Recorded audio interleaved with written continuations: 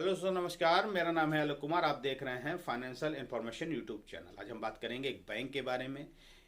Bank किसको कहते हैं? बैंक जहां आप अपनी जमा पूंजी को रखते हैं, आप अपनी बचत को रखते हैं, आप अपने भविष्य के लिए कुछ पैसे को रखते हैं। ऐसा ही एक बैंक जहां लोगों ने अपने सपने संजो कर रखे थे, अपने परिवार के, बच्चों के भविष्य के लिए कुछ पैसा इकट्ठा करके रखा था, आज उस बैंक पे प्रतिबंध लगा दिया गया है। जी हाँ, ये बहुत बड़ी अपडेट है। कहीं ना कहीं हमारा वीडियो अगर वहां तक पहुंच रहा है तो वहां के लोगों के ऊपर क्या बीत रही होगी, क्या उनके ऊपर स्थिति होगी, उसको आप कल्पना नहीं कर सकते। जरा सोचिए, आपने किसी बैंक में अगर पैसा रखा है और वो बैंक को प्रतिबंध कर दिया जाए, यहाँ तक कि मान के चले प्रतिबंध होता है कि कुछ समय के बाद उस बैंक का सर्वे किया जाएगा, देखा जाएगा आरबीआई की नियमों को पालन कर रही है कि नहीं कर रही है, उसके बाद उसको खोलने का आदेश दिया था। मान लिया अगर उसने पूरी तरह से आरबीआई के नियम को पालन नहीं किया है या कोई उसमें पॉइंट नहीं बाकी है तो कहीं ना कहीं उस बैंक को बंद कर दिया जाएगा। ऐसे में क्या होगा उन निवेशकों का जिन्होंने उसमें अपना पैसा जमा करके रखा हुआ है?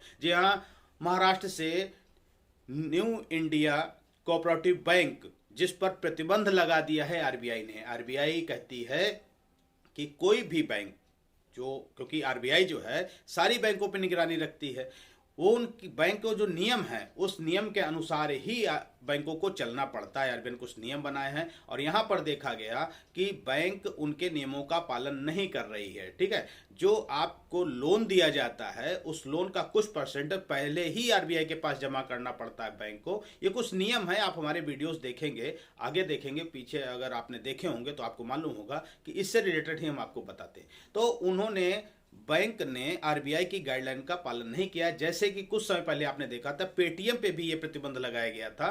पेटीएम को भी नए खाते खोलने पर प्रतिबंध लगा दिया गया था और कुछ समय के बाद ये हुआ कि इसको यस बैंक ले लेगा या ये होगा वो होगा, लेकिन कुछ समय बाद उसका जो है सर्वे किया गया। करने के बाद में पता चला कि कुछ ठीक है, सब कुछ ठीक तो नहीं है, कुछ ठीक है। फिर आरबीआई ने परमिशन दे दिया, पेटीएम चलने लग गया। लेकिन वो चीज़ जो जिसका शेयर 2,000 रुपये पहुंच गया था और वो गिरते हुए 400 रुपये तक आ गया था, यानी कि कहीं ना कहीं बहुत दिक्कत होती, क्राइसिस आ जाती। जिस व्यक्ति ने जो पैसा रखा पैसा नहीं निकाल पाएंगे।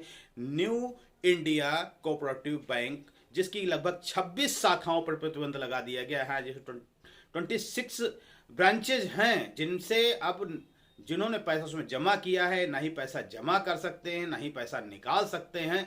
और लोगों को, अभी हमने कुछ वीडियोस देखे जिसमें दिखाया गया कि लोगों के 15-15 लाख रुपए जमा है। मैंने कई बार आपको वीडियो के माध्यम से सलाह दिया है, किसी भी बैंक में आप 5 लाख से ज्यादा रुपए को न रखें, चाहे वो एफडी के रूप में हो, चाहे बचत खाते में हो या जैसे भी हो। क्योंकि आरबीआई की जो गाइडलाइन कहती है किसी बैंक के बंद होने के बाद में उसमें केवल और केवल आपको 5 लाख रुपए ही मिल सकता है, क्योंकि ये बीमा होता है जो 5 लाख तक का होता है। अगर 5 लाख के अंदर आपकी रकम है तो आपको मिल जाएगी, 5 लाख तक मिल जाएगी, लेकिन ऊपर की जो रकम होती है वो आपको रिटर्न नहीं होती। तो याद रखिएगा, किसी भी बैंक में यदि आप पैसा लगाते हैं, जमा करते हैं, तो याद रखिए उसको 5 लाख से नीचे ही रखिएगा। अब जिन लोगों का 15 लाख, 10 लाख, 8 लाख, 20 लाख, कुछ लोग शादी के लिए पैसा इकट्ठा करते हैं, तो उनको भी ये सचेत होकर रहना चाहिए कि बैंकों में पैसा कितना रखना चाहिए। क्योंकि कभी भी कोई भी बैंक बंद हो सकती है।